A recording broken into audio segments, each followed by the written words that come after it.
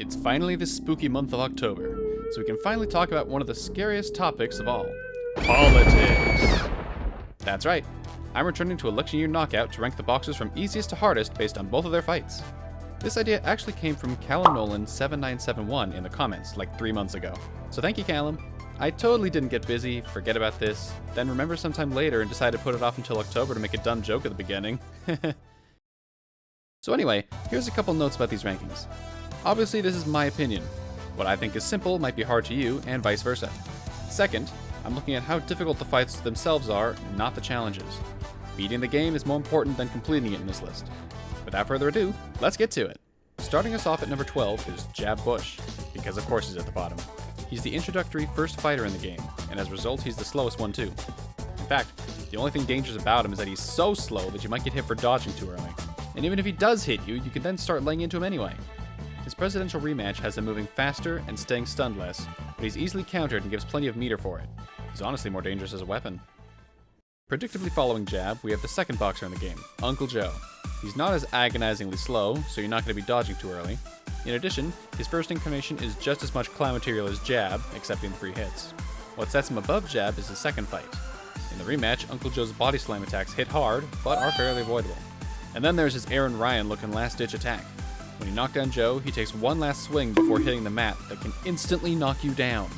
If you're not ready for it, you're gonna take a dive. But after that, it's easily avoided. What keeps Joe so low is that he's not that fast, and counter hits completely shut him down. While the winner in the waking world, he never stood a chance here. While the first 2 fighters take the bottom 2 slots, the next easiest fight actually belongs to a bonus fight.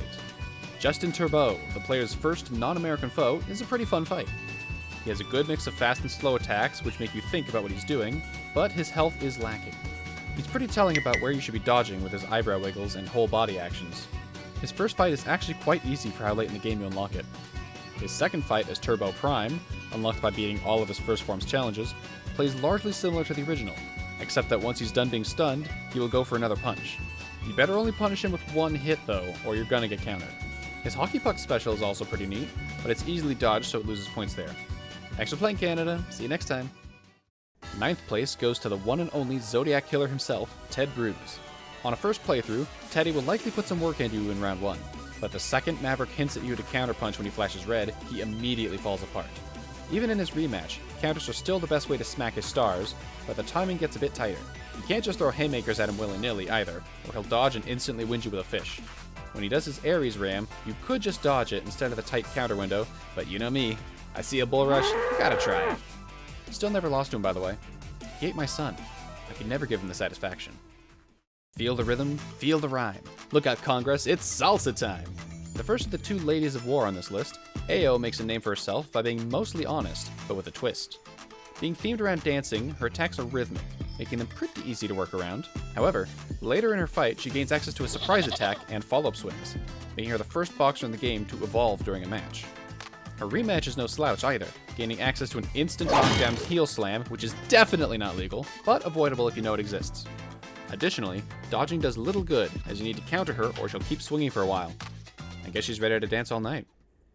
Gar, like the 7 seas he sails, the 7th place slot goes to Captain Crenshaw. The good captain is a contender for most unique fight in the game on both circuits, starting out with a freaking cannon! Ignoring the juggling trick altogether, if you just land 1 hit at a time and dodge the following cannonball, you can easily clear the imposing cannon phase. Once disarmed, Crenshaw will only throw 3 quick punches, but you can counter the first hit or get a free taunt after the barrage. His rematch takes the first fight and really cranks things up. During the whole fight, his pirate ship sails the convention, firing coordinated cannons at you alongside Crenshaw's own shots. Continuing the 1-punch-only strat keeps you safe, but if you're gutsy and haymak a cannonball, you can sink his ship and make the rest of the fight easier. I didn't do that on the campaign trail. Once the captain brandishes his blade, counter the cutlass to crush him in combat. Yo ho, a pugilist life for me. From cannon fire to missile volleys, we're moving on to Kim Jong-boom. At first, he's an unorthodox monster, running around the arena and setting up rockets.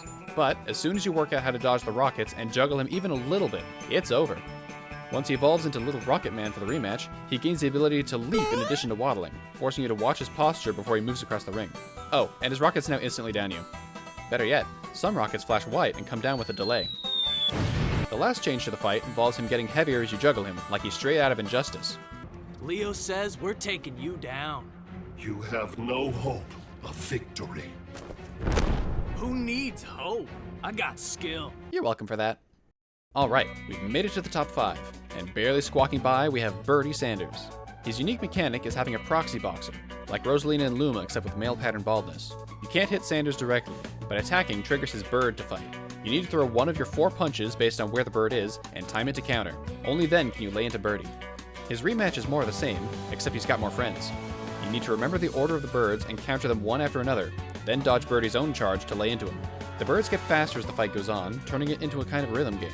Depending on who you are, that could be easy or hard, but I'm a drummer, so I'm rocking. All in all, a really fun and unique Bertie brawl. Immediately after Bertie comes the next hardest fight, Chief Warren. Her physical strikes are not hard to avoid, though the coffee-fueled arrow barrage can be tricky to manage, whether or not you remove her drink. However, learning to parry it shuts her down because it opens her up for a haymaker. Oh yeah, don't miss haymakers or you're getting shot. When Warren comes for a rematch, she undergoes an aggressive transformation. Now a premier meme lord, she hits faster and harder, like internet culture itself. If she blocks you, she'll shoot an arrow. If you counter her, she'll shoot an arrow. If she gets back up, she'll shoot an arrow. If she goes for coffee break, she shoots 3 arrows. Wow. The third toughest boxer is also second in command, Mike Pius. He doesn't leave himself very open, forcing you to counter him for good damage. The shields he can form also block attacks from one side, meaning you need to double tap them with punches during your downtime or no counters for you.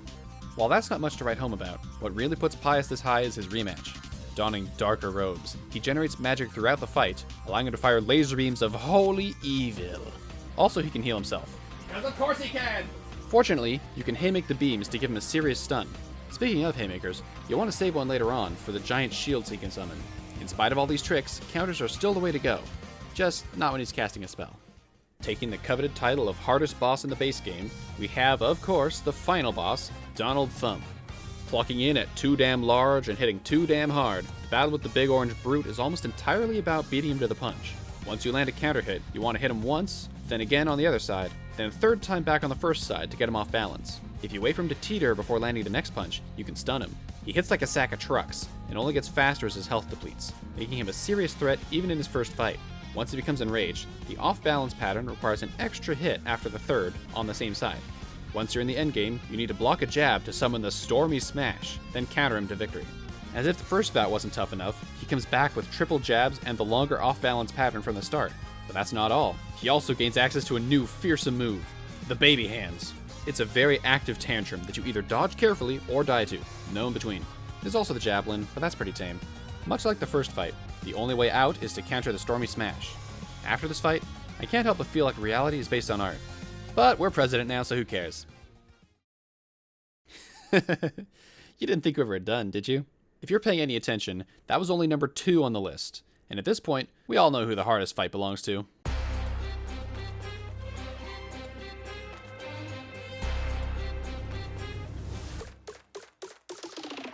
That's right.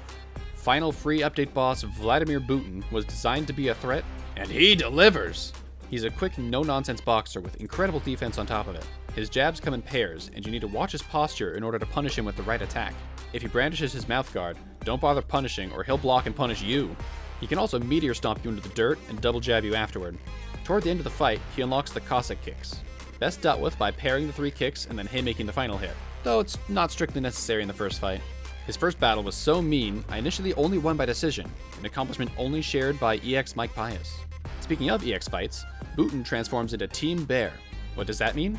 Well, before you can get at EX Putin, you must go to Giant Bear! In order to beat Dimitri here, you need to counter the bear claws with a hook followed by a jab, then lay into the paw. Once both paws are down, he'll try to hit you with the avoidable chin move, and then a bite. Counter the chin with a jab, or better yet a haymaker, and let him have it. Once Dimitri's KO'd, EX Putin plays pretty similar to before, just faster and harder, and he will make you mind your stamina.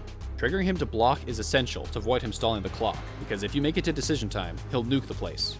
Which is good for a challenge star, but not for a victory. If you bring him to the brink, he'll perform the true version of the Cossack kicks at full speed, and we all know there's only one way to end it. So yeah, that was ranking all the fighters in Election Year Knockout from easiest to hardest. Hope you enjoyed the video, and sorry for the delay, Callum. Life comes at me in waves, and boy, oh boy, is it quite the wave right now. That being said, I've got plenty more fun things to plan for Halloween, so stay tuned. See you in the next one.